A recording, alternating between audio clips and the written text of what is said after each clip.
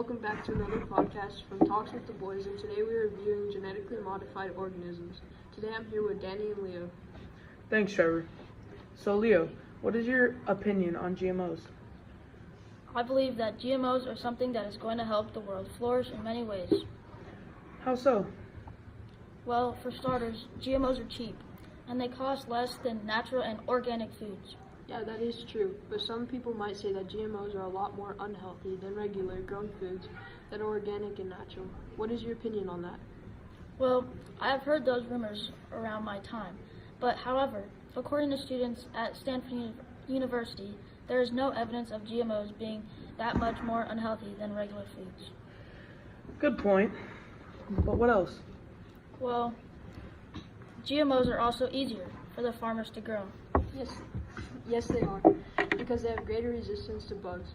Since they are more resistant to bugs, it makes it easier for the farmers to grow it. Well, what do you have to say about the genetic defects that GMOs may cause? The genetic defects that GMOs cause are widely known around the world. In fact, many people avoid GMOs because of this. According to my information, in some regions where GMEHs are heavily used, glyphosate is present in the natural environment, drinking water, and food at levels sufficient to have triggered adverse cellular disruption and development abnormalities in people. In your own words, what is GBH?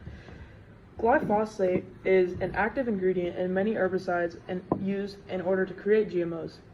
The herbicide that is most commonly known is called Roundup. Well, Danny, would you mind providing some examples of those birth defects?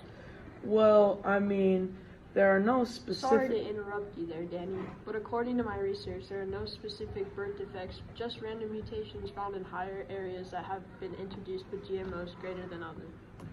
Well, thanks for that information, Trevor. But where are your manners, man? Danny, would you mind finishing what you were saying before he interrupted you? Well, before I was rudely interrupted, like you said, I was going to basically say the exact same thing. Thanks, Trevor. Well, now that we have gone over each side of the argument about GMOs, do you think that the GMOs are good or bad overall? Personally, myself and many others believe that GMOs are going to help the society become something better than what it is now. I agree with you on that one, Trev. GMOs are more cheap, easier to grow for farmers. They improve the quality of the food that is grown. They allow us to increase crop yields, and they can be shipped about anywhere on the planet. I guess that's true. But what about the fact that they are more unhealthy than organic foods? Some people do say that, but the FDA also requires GMOs to meet the same food requirements as natural foods do, making them no less healthy than the rest of the food that goes into our body. I never thought about it like that. Maybe they are better for everyone overall. Plus, I think they taste better too. Well, now that we know we have all come to a conclusion on them being healthy or not, this concludes today's episode of Talks with the Boys.